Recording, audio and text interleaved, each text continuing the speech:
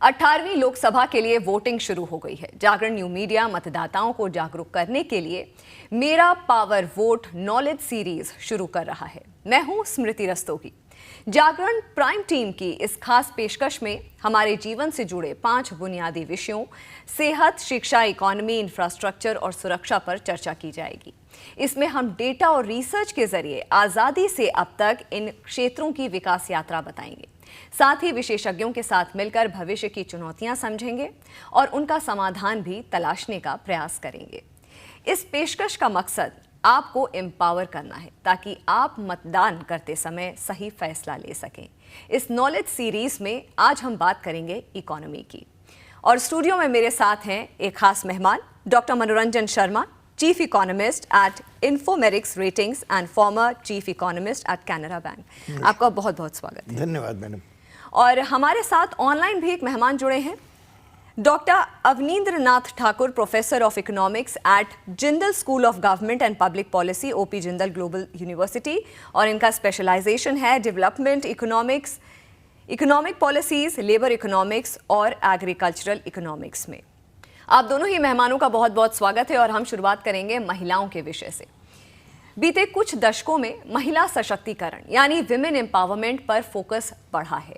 इसका नतीजा हम शिक्षा का स्तर बढ़ने, लेबर फोर्स में महिलाओं की भागीदारी बढ़ने और देश की पॉपुलेशन ग्रोथ रेट कम होने के रूप में देख सकते हैं।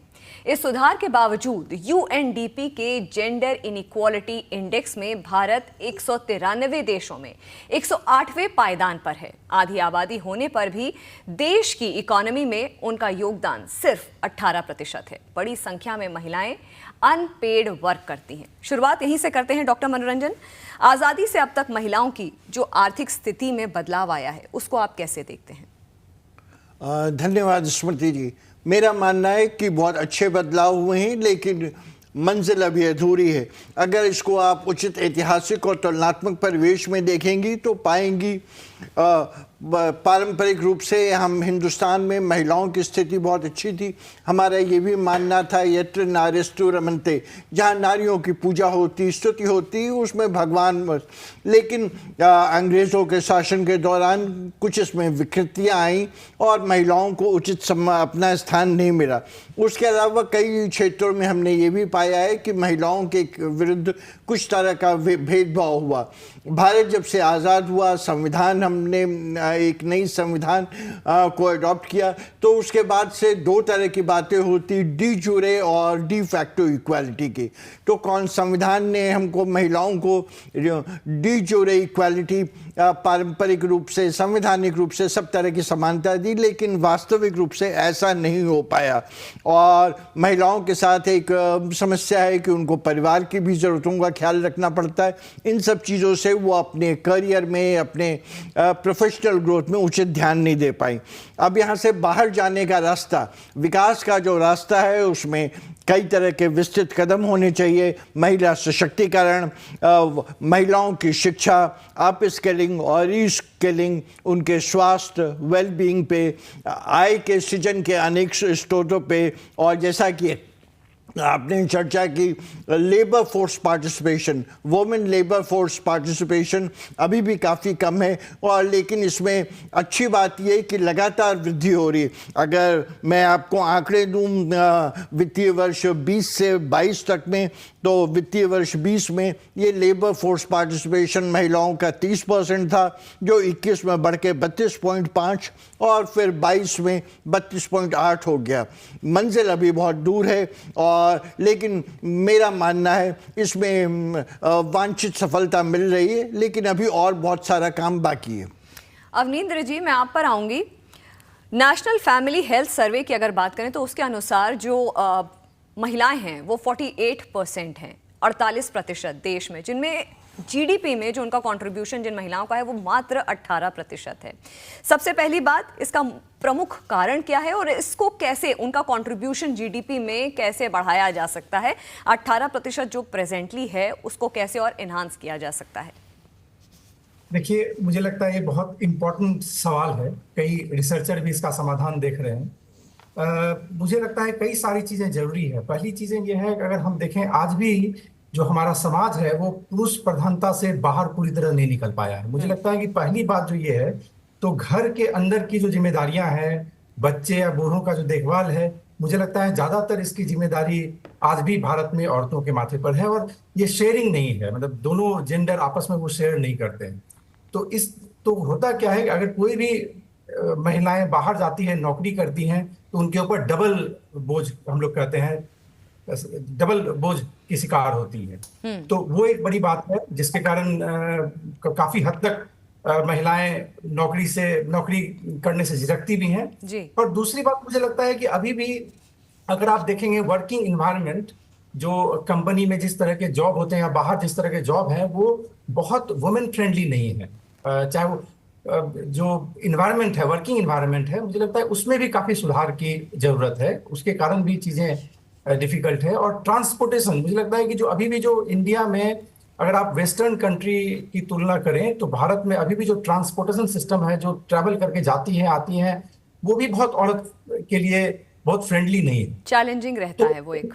हाँ, तो इन सारे चीजों का मुझे लगता है कि काफी असर पड़ता है किसी भी औरत के लिए ये डिसाइड करना कि वो बाहर जाएंगी नहीं जाएंगी। इसके साथ एक और जो महत्वपूर्ण बात मुझे लग रहा है वो ये है कि जब औरतें काम करती हैं, उन्हें कई तरह की सामाजिक सुरक्षा की जरूरत होती है। मान लीजिए जैसे मैटरनिटी लीव और बाकी तरह की चीजें, तो ये सिर्फ संगठित क्षेत्रों में होता है, और भारत में अभी भी संगठित क्षेत्र में एम्प्लॉयमेंट बहुत कम है। और असंगठित क्षेत्र की बात करें तो किसी तरह की सामाजिक जो सुरक्षा है, सोशल सिक्योरिटीज है, वो नहीं होती है। तो उसके कारण कई महिलाएं जब जॉब करती भी हैं, तो यदि वो प्रेग्नेंट हो गई या किसी तरह की समस्या है, तो उन्हें जॉब छोड़ना भी पड़ता है। तो मुझे लगता है कि बहुत सारे फैक्टर्स हैं जो रिस्पॉन्सिबल हैं, जो आज के समय में अभी भी भारत में, अगर हम लेबर फोर्स पार्टिसिपेशन की बात करें, तो न सिर्फ विकसित देशों की तुलना में, बल्कि ज्यादातर साउथ एशियन कंट्रीज की तुलना में भी बहुत कम है। और अगर आप समझ रहे हैं 1/3 2/3 महिलाएं आज भी जॉब नहीं कर रही, और ये चॉइस नहीं है, क्योंकि अगर हम आमदनी के लेवल को देखें तो डेफिनेटली इनमें से ज्यादातर लोग डिस्ट्रेस में हैं, बट अभी भी जॉब नहीं कर पा रही। मुझे लगता है कि ये सारी चीजें एक लॉन्ग टर्म प्रोसेस से होकर जाएंगी, और तुरंत समाधान नहीं भी हो तो उस डायरेक्शन में जाना बहुत जरूरी है। एक और बात अवनींद्र जी की, इनफॉर्मल सेक्टर की आप बात कर रहे हैं, तो इनफॉर्मल सेक्टर में कई वजह, क्योंकि सिक्योरिटी ना, सोशल सिक्योरिटी, जॉब सिक्योरिटी, कई तरीके की सिक्योरिटी ना होने के कारण कई महिलाएं छोड़ देती हैं नौकरी। उसके बाद वापस अगर आने का प्रयास भी करती हैं तो भी एक बहुत बड़ी चुनौती बन जाता है कि अपना जो टाइम गैप है, अपना जो समय लगा है, क्योंकि तुरंत तो वापसी कर नहीं सकती, कौन से ऐसे क्षेत्र हैं जहाँ पे वापसी कर पाएँ। इनफॉर्मल सेक्टर में मनोरंजन जी, महिलाओं का जो, जैसा कि अवनींद्र जी ने भी बोला, महिलाओं का जो पार्टिसिपेशन है वो बहुत ज़्यादा है। इससे एक पुरुषों के कंपैरिजन में एक वेज का डिफरेंस भी है, सैलरी डिफरेंस भी है। इसको कैसे एड्रेस कर सकते हैं? मेरे ख्याल है बहुत समसामयिक सवाल उठाया आपने। इसको दो पहलू से, वेज गैप अगर आप हिंदुस्तान में देखें और विश्व के दूसरे भागों में देखें तो काफ़ी बड़ा वेज में असमानता है। ये 15 से 20% के आंकड़े हमेशा सामने आते हैं, जो एक बहुत बड़ा आंकड़ा है।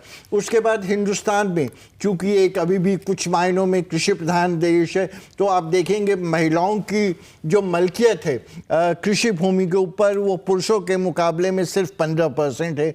ये इस स्थिति को असमान बनाते हैं। आगे जाने के लिए भविष्य का जो रास्ता जाता है, आर्थिक सशक्तिकरण एक बहुत महत्वपूर्ण रास्ता है।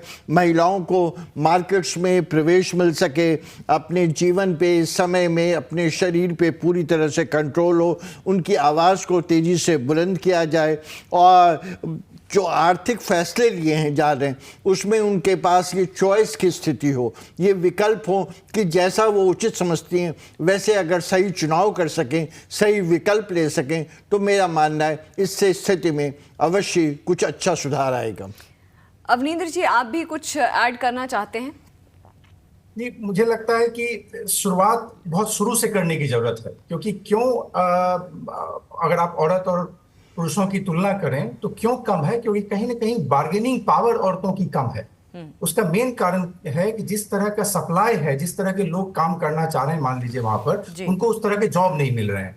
तो अगर दो तरह का डिस्क्रिमिनेशन मैं देख पाता हूं, एक तो कुछ क्षेत्र ऐसे हैं जो जहां औरतों को का प्रेजेंस ज्यादा है, जैसे मान लीजिए आप रिसेप्शनिस्ट के तौर पर देखेंगे, आपको नेचुरली नजर आएगा औरतों की संख्या वहां ज्यादा है, वो लो पेड जॉब है। इनफैक्ट अगर आप घर में कुकिंग औरतें करती है, जब बाहर आप शेफ की बात करेंगे तो वहां पर मेल है। तो दो तरह का डिस्क्रिमिनेशन है। एक तो कुछ ऐसे सेक्टर्स हैं जहां जो लो पेड है वो औरतों के लिए खोला गया है, दूसरा सेम तरह के जॉब में भी औरत और मर्द के बीच में वेज का गैप है। मुझे लगता है कि ना शुरू से चेक करने की जरूरत है, जो लेवल ऑफ एजुकेशन को सेम करने की जरूरत है, जो माइंडसेट चेंज करने की जरूरत है। और डेफिनेटली जिस तरह का अभी रिसेंटली जो रिप्रेजेंटेशन बिल आया है, फीमेल रिप्रेजेंटेशन, मुझे लगता है कि उसको सिद्धांत के तौर पर इंप्लीमेंट करने की जरूरत है। गवर्नमेंट को डेफिनेटली, प्राइवेट सेक्टर हो या गवर्नमेंट सेक्टर हो, इस तरह की नीतियों को लागू करने की जरूरत है। जैसे जेंडर बजटिंग कहते हैं, उसी तरह से जेंडर जॉब प्रोविजंस भी होना चाहिए। तरह तरह के इंसेंटिव्स होने चाहिए, जो अगर कोई कंपनी महिलाओं और पुरुषों का प्रोपोर्शन मेंटेन करता है तो उसे अलग तरह के रिवार्ड की व्यवस्था करनी चाहिए। कुछ गवर्नमेंट के साइड से इंसेंटिव्स की व्यवस्था होनी चाहिए, नहीं तो जिस तरह का सप्लाई है, जिस तरह के लोगों की अवेलेबिलिटी है, अचानक से कुछ सुधार मुश्किल ही नजर मुश्किल आता है। है। सामाजिक एक माइंडसेट है मनोरंजन जी, जो कि बहुत समय से एक ही ढर्रे पे चलता चला आ रहा है। तो जब महिलाओं के योगदान की जीडीपी में बात कर रहे हैं, जो प्रेजेंटली 18% है, उसको बात करें, औसत जो ग्लोबल एवरेज की बात करें तो 37% का भी वो आधा है। इसको बढ़ाने के लिए कहीं ना कहीं सामाजिक सशक्तिकरण की बहुत ज़्यादा ज़रूरत है महिलाओं को। ऐसी कुछ पॉलिसीज़ जिन पे काम किया जा सके, उनका इंट्रोडक्शन बहुत ज़रूरी है। जी, मैं आपसे पूरी तरह सहमत हूँ और इसको एक थोड़े विस्तृत पैमाने पे देखने की आवश्यकता है। महिलाओं के विकास होता है तो महिलाओं का विकास होगा, पूरे परिवार का विकास होगा, समाज का विकास होगा, देश का विकास होगा। देश के सिलसिले में अभी आईएमएफ की स्थिति आई है कि अगर हम जेंडर इक्वालिटी की स्थिति को पहुंच जाएं तो हिंदुस्तान में 2025 तक $700 बिलियन की बढ़ोतरी हो सकती है। ये एक बहुत बड़ा आंकड़ा है भारत की अर्थव्यवस्था को देखते हुए। इसको बढ़ाने के बहुत सारे रास्ते हो सकते हैं। बहुत मुझे खुशी है आपसे साझा करने में कि बहुत सारे इन चीज़ों पे, बहुत सारे विकल्पों के पे काम हो रहा है, लेकिन वित्तीय समावेशन है, शिक्षा, skill development, non farm sector, सूक्ष्म और मझोले उद्योग, micro small and medium enterprises, कुछ गवर्नमेंट की फोकस्ड स्कीम्स हैं, पूरा एक इकोसिस्टम है जिसमें से महिला उद्यमियों को उचित स्थान नहीं मिल पाता है। अगर हम मास्टर कार्ड का इंडेक्स देखें तो भारत 57वें नंबर पर है। इसी तरह से नेशनल सर्वे भी महिलाओं को 20% देता है। इन चीज़ों को अगर उचित ढंग से, प्रभावी ढंग से इसका निस्तारण किया गया तो महिलाओं के विकास के लिए और देश के विकास को एक बल मिलेगा और ये ज़्यादा प्रभावी हो सकेगा। अच्छी बात आपने बताई। अवनींद्र जी, आपके पास आऊंगी और ग्रामीण महिलाओं के बारे में बात करूंगी कि 70% जो ग्रामीण महिलाएं हैं वो सेल्फ एम्प्लॉयड हैं, और जब सेल्फ एम्प्लॉयमेंट की बात करते हैं तो वेजेस बहुत कम होते हैं, सैलरी बहुत कम होती है। ऐसे में महिलाओं की आमदनी बढ़ाने का क्या रास्ता है? क्या कुछ उनको आत्मनिर्भर बनाने के लिए किया जा सकता है? देखिए, अभी जो रिसेंट डेटा की अगर हम बात करें तो सेल्फ एम्प्लॉयमेंट का जो एवरेज इनकम है वो कैजुअल लेबर जो होते हैं उनसे भी कम निकला है।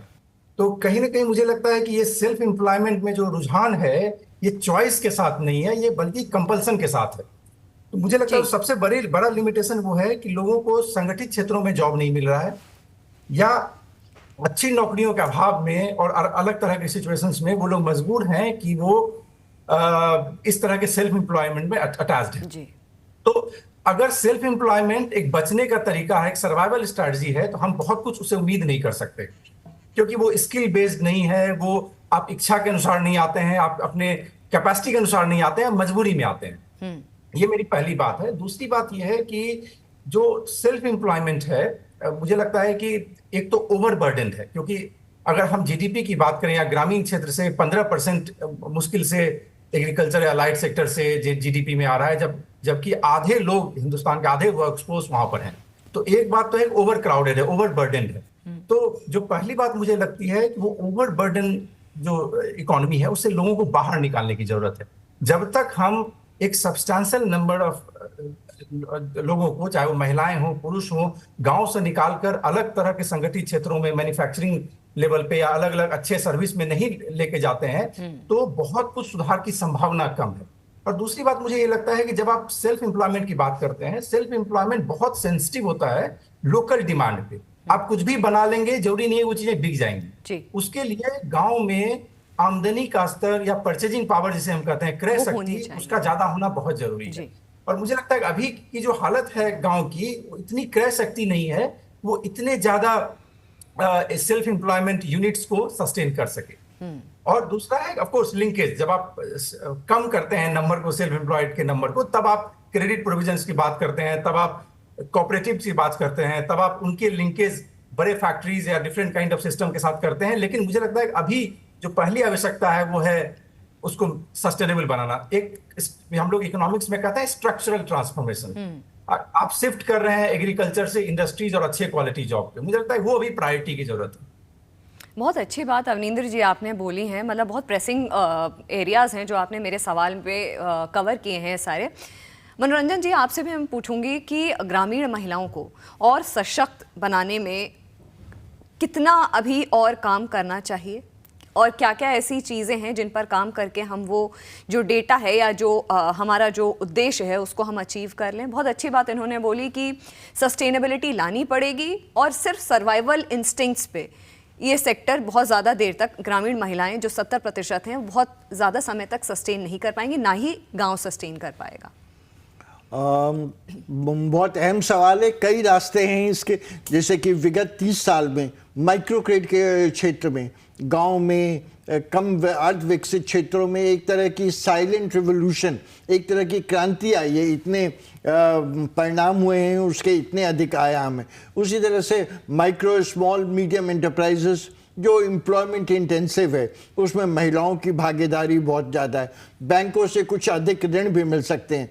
मुझे आपके साथ साझा करने में खुशी है कि बैंकों में प्रायोरिटी सेक्टर के तहत, प्राथमिकताओं के तहत महिलाओं को एक विशेष ऋण दिया जाता है। लेकिन ये सब अभी एक शुरुआती स्टेज में है। अगर हमको महिलाओं को बराबरी का हिस्सा देना है तो फाइनेंशियल इंक्लूजन, वित्तीय समावेशन, micro credit, micro small and medium enterprises, greater credit to women, इन सभी पहलुओं पर एक एकीकृत होकर, एक होलिस्टिक व्यू लेते हुए, विहंगम दृष्टि रखते हुए एक इस तरह का एक कॉम्प्रहेंसिव प्लान और स्ट्रेटजी बनाना पड़ेगा जिससे महिलाओं की दशा और दिशा में वांछित सुधार हो सके। बिल्कुल, बहुत अच्छी बात आपने बोली कि महिलाओं की दशा और दिशा में सुधार होने के लिए कई ऐसी पॉलिसीज़ हैं, कई ऐसे नियम हैं, कई ऐसे जो रेवोल्यूशनरी स्टेप्स हैं जिनकी ज़रूरत है, जिनको समय समय पर लेना ही पड़ेगा। सबसे बड़ी बात है कि आज जो हम स्टूडियो में डिस्कशन कर रहे हैं, इकॉनमी और महिलाओं का योगदान इकॉनमी में, जीडीपी में, और जिस तरह से अवनींद्र जी और मनोरंजन जी स्टूडियो में हमको ये बताने की, समझाने का प्रयास कर रहे हैं कि प्रेजेंट हमारी सिचुएशन क्या है, चुनौतियां क्या है, और हम डिकोड करने की प्रयास भी कर रहे हैं, कोशिश कर रहे हैं कि सॉल्यूशंस इनके क्या हो सकते हैं।